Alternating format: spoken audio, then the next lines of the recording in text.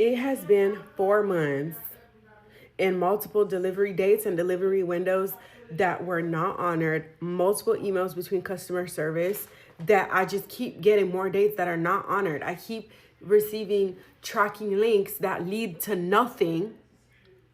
My Hanifa package that I ordered in November, guys, it's February, is still not here.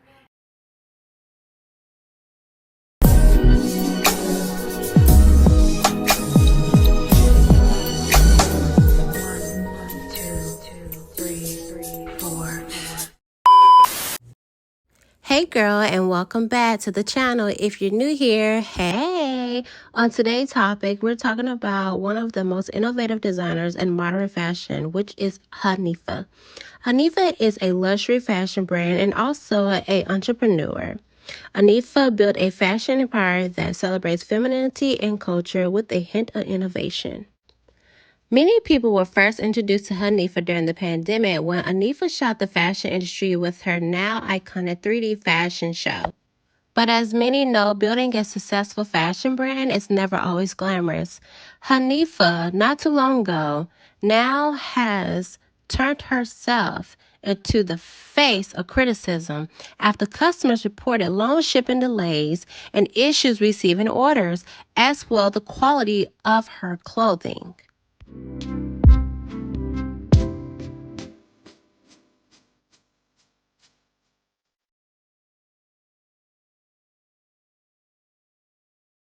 I want to go all the way up. I want to do it. Stop hiding. You hiding forever. Ricky, when I catch you, Ricky. Ricky, when I catch you, Ricky. Ricky, when I catch you, Ricky. Ricky, when I catch you, Ricky. Ricky, when I catch you, Ricky. Ricky, when I It catch you, has Ricky. been 4 months and multiple delivery dates and delivery windows that were not honored, multiple emails between customer service that I just keep getting more dates that are not honored. I keep receiving tracking links that lead to nothing. My Hanifa package that I ordered in November, guys, it's February, is still not here. That is insane. I have been following them for years. I'm like, damn, when I come up on some money, I need me some Hanifa. Like, I love the designs. I want to support a black brand, but this is sick. This is actually sick. I ordered in November. We are in February, and you're going to send me a $30 gift card? Bitch, I'm not purchasing again, actually. Then I saw the owner come on here talking about, I just had a baby. I don't give a damn. I swiped so fast. Okay, good job. Where's my dress, babe? What's going on? Where's my package? Where's the communication? Nah. I think what really upsets me about the whole Hanifa delay situation is the lack of communication. Like, don't get me wrong. As soon as I hit submit on an order, as soon as those funds are withdrawn, I'm looking for my package, okay? It's my package and I need it now.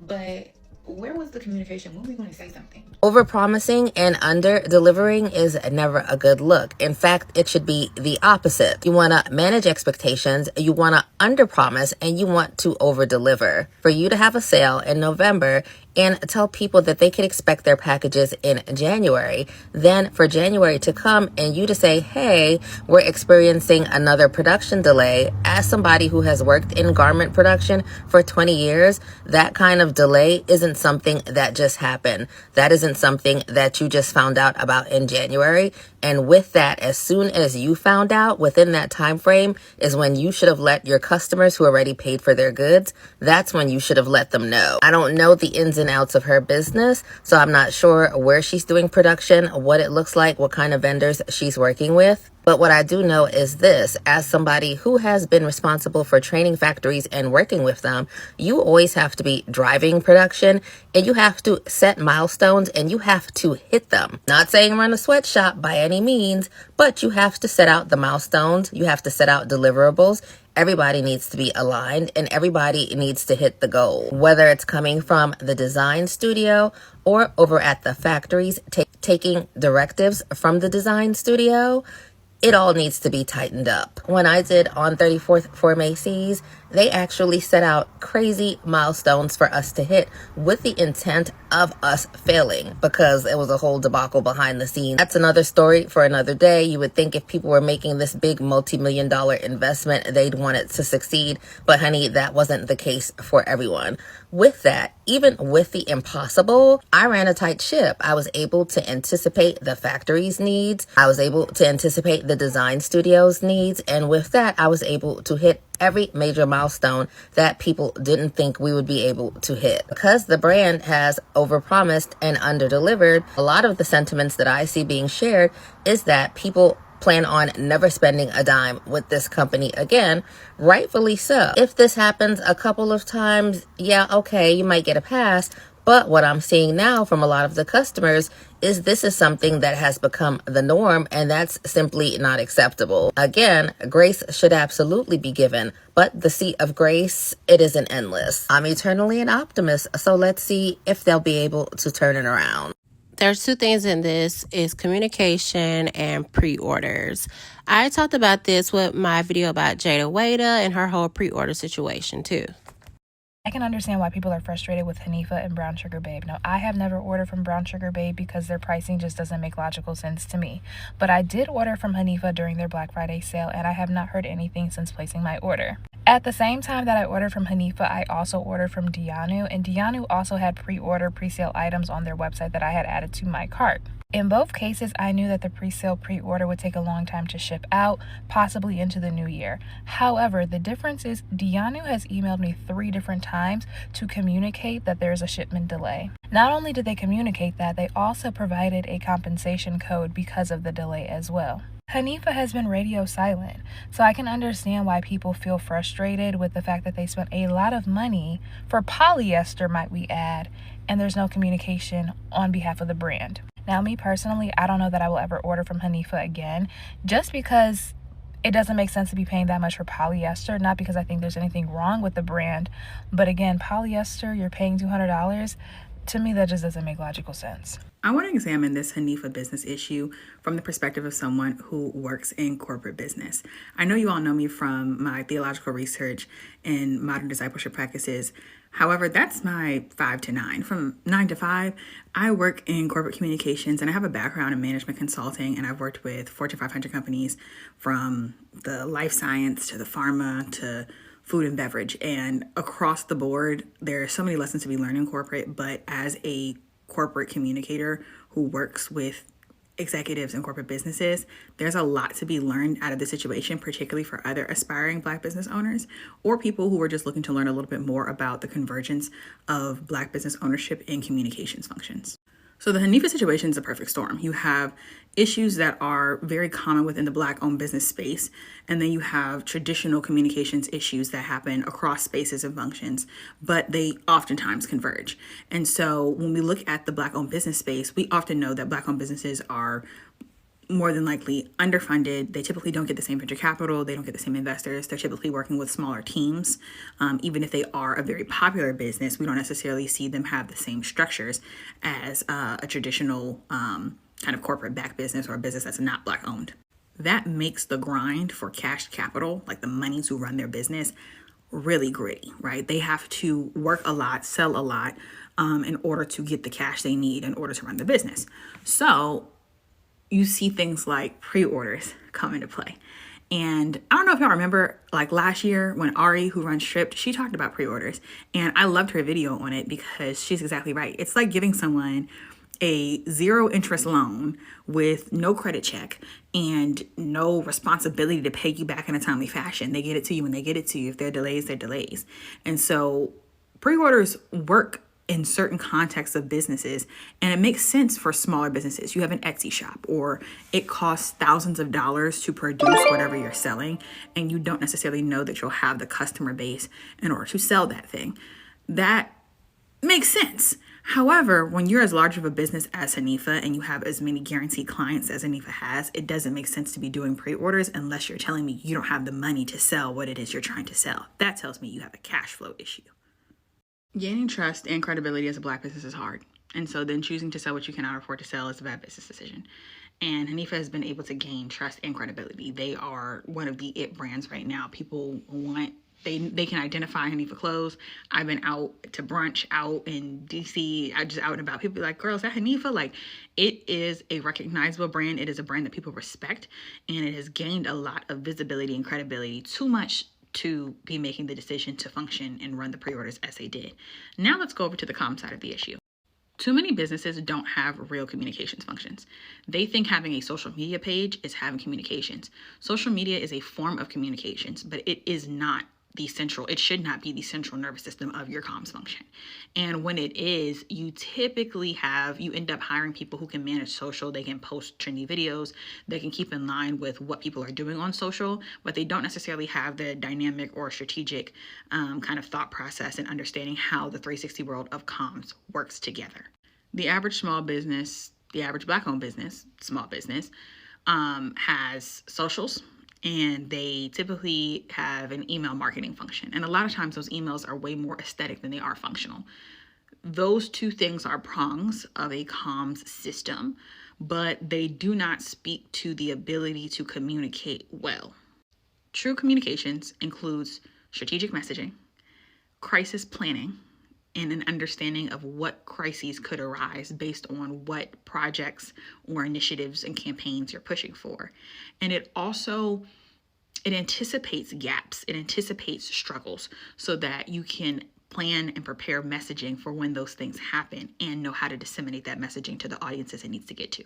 True communications satisfies both the business or the brand and the customers, not one or the other. And what we saw and see in this current issue is an attempt to kind of put some of the messaging on Threads. And I've seen some messaging as far back as October on Threads trying to kind of diagnose issues based on the conversations that are coming up. And I understand trying to respond at the source of the wound, I guess, in an attempt to triage. But there was no transition of overall messaging. There was no attempt to try and close that gap. There was no, especially going into a Black Friday pre-order sale, knowing that there were complaints as early as October, well before that came out. There was no strategic communications initiative in order to try and close those gaps to satisfy both the business and the brand going into this. So this whole debacle with the delays just exacerbated a gap that was already there that no one prepared to fix. Then the salt in the wound is waiting until the delivery date or close to the delivery date to tell people that you're actually not going to deliver on the delivery date. So rather than getting people to know well ahead in advance time, you knew a good amount of time before that you were not going to be able to fulfill what you set out to fulfill. And okay, in the pre-order system, that happens. So people gave you money for something that you did not yet have. That happens. So knowing that, waiting until the day before or close to or the day of the delivery date to say, hey, by the way, this isn't a shipment email. This is an email telling you have another delay till now. Some people said as late as January 29th, January 30th, 2 months after they initially ordered these items that they're not going to be there. That's a communications failure. In between the failures of the business as well as the failures of communication, you had a perfect storm of convergent issues. Hanifa missed a key brand moment, which is the holidays and at this point, the early part of the year. If you're not delivering stuff till January 29th, January 30th, that's early award season, for some people. But thinking about the amount of people who were gathering, who were getting together, who were taking photos, who were having major milestone moments. I know someone who was planning to get engaged. They were anticipating it. So they were like, I'm ordering this Hanifa because I think I'm going to get engaged before the new year. And they wanted Hanifa to be part of that personal moment. Hanifa has this credibility, as I mentioned, that they have this prestige that people say, okay, I want to be in this dress. I want to be in this suit when this thing happens, when I go to this event, when I'm taking these photos. So they have invited Hanifa into those moments of their life. And Hanifa has not delivered on their ability to show up in those moments, and then has not even taken accountability for the inability to show up in those moments, but is given $30 or $40 of store credit that also can't really help people buy much on that site as a way to kind of give crumbs back. And so it shows a lack of value for the customer base and understanding just how much the brand means to the customer base and just how much the failure to meet their expectations harms the brand. It's a cycle. In order for Hanifa to be lucrative or to continue to be lucrative and actually regain people's trust, they have to understand how much they mean to their customer base and how much their customer base wants them to be a part of their pivotal moments in life. So as long as businesses continue to say, it is what it is, or if you know, and we're just trying to do the best we can do, they don't think about their messaging. They don't have an understanding of their market segmentation. Who are your customers? It's not just, okay, Black women are our customers, or these people are our customers. Why do your customers buy what they buy from you? It is quality, it is aesthetic, it is style, but can you clearly define and articulate that? And when you look at the complaints, it's not just about, okay, well, they're just mad their order is late. Why is their order late? And why does that continue to be a cyclical behavior in the business? And why do you continue to offer opportunities to not deliver on the dates that you say you're going to deliver to, particularly in these special moments and special times and seasons that people want to be able to wear your clothes and say that they're wearing your clothes? That is something that is so incredibly beautiful to have as a Black business owner, that people want to champion and support your business, all to throw it away over being dismissive over valid concerns. With all the conversation and customer complaints, frustration, and discussions about the company's communication and fulfillment process, the conversation grew larger and larger, eventually becoming one of the most talked about topics surrounding the brand. In response, Hanifa publicly acknowledged that mistake had been made and spoke openly about the challenges the company was facing behind the scenes. Hello, my name is Hanifa and I'm the CEO and Creative Director here at Hanifa. I just wanted to take this moment to address the concerns around Hanifa Friday and Black Friday orders. I am currently on maternity leave. I just had my baby boy about a month ago, but I felt it was really important to come on here and just provide some clarity given the climate and everything that's being said online. First, I want to say that I am truly, truly sorry to anyone who feels frustrated, angry, disappointed, and confused. This was not our intention, and I hate that this is your experience. And majority of the items that were on sale were on pre-order with shipping dates of late December or January. We made sure that we provided this information prior to the sale while also making sure that we included it in the confirmation emails that you received when your order was placed. However, we did hear your feedback and concerns, and we could have definitely done a better job of making this information more visible. Transparently, during these times, items are getting stuck in transit due to customs, while we're also experiencing manufacturing delays. The minute we were notified of any delays beyond the original timeline that we did provide to our customers, we immediately reached out to them directly via email. In some cases, as we have been seeing, some of you have not received the email. Maybe the email may have landed in your spam folder, or due to email subscription settings, you did not receive that email.